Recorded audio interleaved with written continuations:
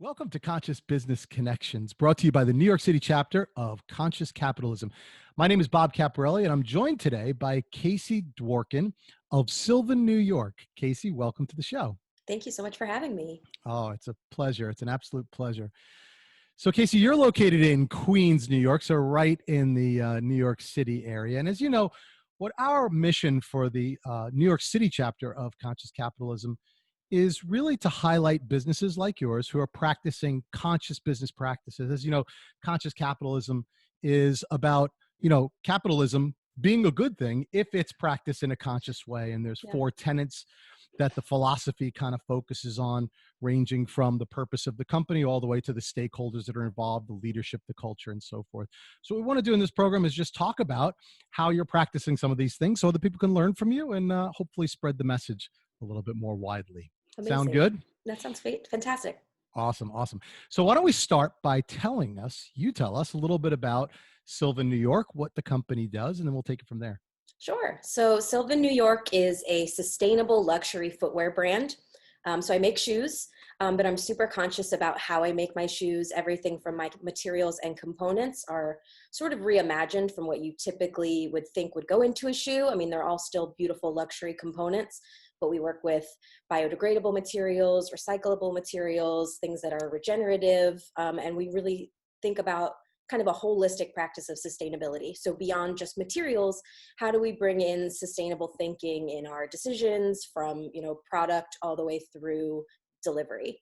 That is so incredible. I have it's interesting, in like just a couple of sentences, I have so many questions because I'm just so incredibly interested in the product itself. First of all, I mean, shoes are a pretty big deal, right? A lot of people in We this all wear business, them, or a we lot all of wear us them, yeah. do. Yeah. So the big market, but also I imagine big supply base. Yeah. So I mean, how did you get into shoes, right? That seems like a kind of a random thing almost for most of us, right? How did Yeah. that happen? Aside from, I feel like shoes can be really specific. Well, you'll come across some shoe lovers that like, I feel like it's like an innate passion. But I grew up like super into fashion, but not really knowing what I wanted to do within the industry. And then I discovered sort of like the more technical side. I ended up doing like a product design program. So if you're familiar with industrial design, Oh it's a yeah. little bit more technical. Hmm. And I fell in love with that concept of like making for an end user, but still loved fashion. And so shoes are sort of a way to combine all of my different interests. You get sort of that designing for an end user, you've got your customer, but you have like you've got all the aesthetics of fashion, but it's got a lot of function. So yeah, shoes just sort of felt like kind of a natural place for me to go. And then I made this very conscious decision that I wanted to work in the footwear industry. And that's been my entire professional career, has been within shoes. That is so cool. Now, you don't have to name names if you don't want to, but did you start off with a different company that I taught you the did. business a little bit, and then you kind of decided to go out on your own? I did. I could name names. I worked for very Okay. small brands, Okay. which I feel like was such a strength in terms of like trying to learn an industry. Yeah. I had two sort of major companies that I worked for, both very small, not super well known, but like boutique footwear brands. Yeah. And I always say, like, I learned by being thrown into the deep end, where like if you are on a small team and people don't always know exactly what needs to be done, and or they're just like, yeah, you handle it, you do it, and then you Right. learn by doing. So I think I sort of I can't get rid of shoe puns, they just like happen, but like I call it like boot camp, Oh, like oh God. I know, I'm sorry, I hear them before they come out, but I'm like, they're just, it's gonna No, happen. I when you said shoe pun, I'm like, what could she be talking about? Well, you went right. Oh, Yeah. that's awesome though. Yeah, but like it's really a boot camp, right? Like learning in a small environment, or it's like an incubator. That's a good way to put it too, Yeah. where you get to see the ropes and test them out yourself. Absolutely, which is awesome. Now, so you did. It sounds like you did a bunch of things from designing the shoe to everything. But I would think that kind of getting out on your own and then, kind of getting the supply chain wrapped up and getting the manufacturing done. That doesn't sound like an easy task. How was Yeah, that process? it's challenging. I like to do a bunch of different things. I think that's why small businesses have always been something I'm excited about, Yeah. because you wear very many different hats. But the sourcing and finding factories, I mean, it's challenging, it's frustrating, it's exciting. And it comes with time. Like, it's not like you just are like, these are my factory. And if you do, then like bravo. Right. But the process is sort of ongoing, and especially like shoes are so technical that I Yeah. work with different factories for different types of products. So it's sort of like a perpetual process of sourcing. If I want a sneaker factory, that factory might be different than the one that makes my sandals, and that's different than the one that makes my boots. So it's a lot of communication, telecommunication now more than Yeah. ever. Yeah. And it's trust, and just like anything, it's relationship building. So you want to find people that you feel like can trust your aesthetic and your vision, Yeah. especially when they're halfway around the world. It's so awesome. And one of the reasons I wanted to go there is because, coming back to conscious capitalism, obviously the purpose of your company, there's a problem to be solved in the shoe Right. industry, I imagine. Talk about that a little bit. How did you get into Sure. the sustainability side of your business? Totally. I always joke. I mean, it's not so much a joke, but I was born on Earth Day. So, like, Oh, from a wow. young age, separate from fashion. And when I was growing up, there really weren't sustainable fashion brands. There was, environmentalism, and there was fashion. And I Yeah. was very interested in both of these things kind of separately. Yeah. Um, and when I started to come up with the idea for my own brand, I was thinking about what are all of my values and things like what's the brand I always wanted to see but never existed. Mm. And to me, so much of that was rooted in sustainability and like really making thoughtful decisions about where something comes from, what kind of impact do the resources that go into making a product, be them production and manufacturing or otherwise, like how do those things all get considered. um, Mm. so I just kind of knew that when I was going to do my own brand, that having sustainable pillars was going to be sort of one of the guiding principles. And I imagine that the fashion industry as a whole may not be known for this, right? As you Yeah, said. more and more. Yeah. Yeah, Right. but Yeah. So, and I don't want to be too overreaching. I'm sure there are yeah, many companies that care a lot about it, but I don't know that it's like an industry that people would first associate with sustainability, right? Um, totally, totally. and so for your brand, what kinds of things do you build into your products that meet with this mission of yours? Totally. So kind of going back to your previous question too about the fashion industry as a whole, there's just a lot of waste, and Mm. it is such this massive industry, right? And you have all of these different brands and everybody's making product, and with product comes waste. Right. So one of the things that we look to do when we're building a beautiful product is to really be conscious of everything that's going into that. So it's sort of that cradle to cradle, like you start at one point and you end at one point. And so you think through the entire product life cycle of what's going into it, and then at the product's end life, what comes from it. And so Mm. you sort of touch on all of the points from A to Z along the way. So reducing waste along the supply chain. Now, this probably Absolutely. isn't easy because there's another part of conscious capitalism, which is stakeholders, right? Which is aligning your employees, your suppliers, and so forth.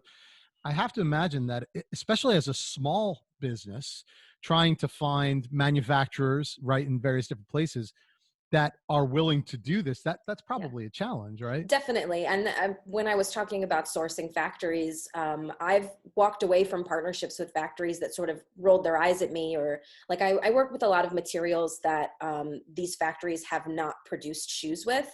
And I'm Oh, working with factories that are like hundreds of years old, like passed down from generation. Like they know artisan craftsmanship for footwear, like the back of their hands. yeah. But then you give them a material they've never worked with, and all of a sudden there's this challenge, and sometimes that's met with just like a no, Right, this which is isn't going to work. fine. Which is Right. fine. It doesn't have to be for everyone, but I think it's making sure you find that balance of like, I've had people that have taken on my projects that have then sort of like, oh, you want to use this like Apple waste, and they sort of like roll their eyes and say like, okay, if that's what you want to do. And then you realize that they're not really on board. And so you have to think like, is this a partner I want to work with? And if Right. not, now how do I find one that is? And then when you do find that sort of like magical kinship of the manufacturer and the designer, where they're both very much on the same page for things, I think that's really when you get the best product at the end.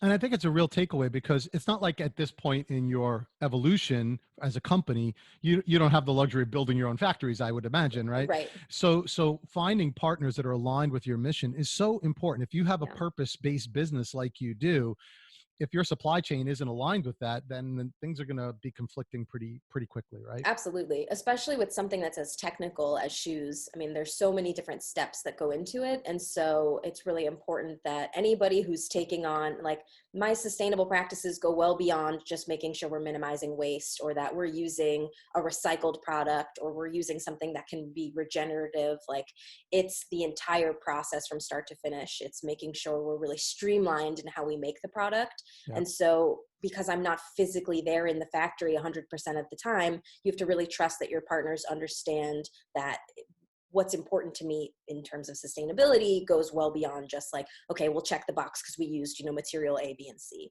Right, and that's exactly it, right? Because I imagine you can source the materials and get them, but if the rest of the supply chain isn't on board with the mission, Yeah. then it's kind of conflicting, right? Which so Yeah, it's really important to align all the stakeholders, not just on the product but on the supply chain as well. Really, exactly. really great. Now, I imagine though that there is a cost to that, which I'm guessing is where the luxury part comes in, Yes. right? You nailed Is it. yeah, I imagine that's part of it, Yeah. right? So Yeah. does that limit your clientele to, people that can afford the sustainability? And if so, how does that play into your mission?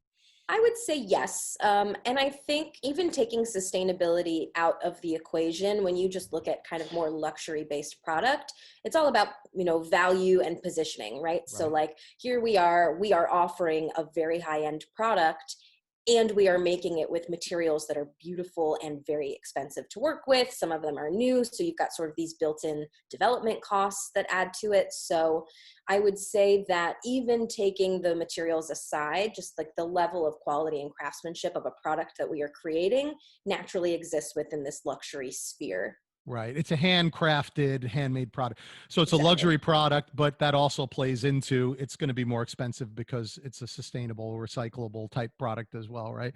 Um, Exactly. any thoughts about this? May not pertain to your particular business, Sure. but I would love to see these types of industries become less expensive with sustainable materials. One of the things Absolutely. that always I bothers me, know. but this is part of the world, right? Yeah. It's part of capitalism, Yeah. but at the end of the day, if we can get more sustainable products that are not so expensive, I mean, any thoughts on that? How you could do I that in this industry? I totally agree. I think it's really knowing exactly what kind of target price point you're looking to make from the creator's perspective. But Yep. I mean, it's a conversation that happens all throughout the sustainable world. Is sustainable fashion accessible? And I think that it's difficult to find companies that are being able to create on such a mass scale that can truly be determined as being sustainable, because there's a lot of like nuance to the sustainability conversation. You've got, production in terms of quantities. So like a lot Right. of these mass companies that can produce to make things a little less expensive and more accessible are producing, so much product throughout the year that it's sort of a detriment to the fact that they might be using sustainable materials. Right. So I think that it's possible. I don't know that we've seen the most successful iterations of it yet, but I think that there are a lot of brands that are tapping into it, and I think it's doing a lot of good.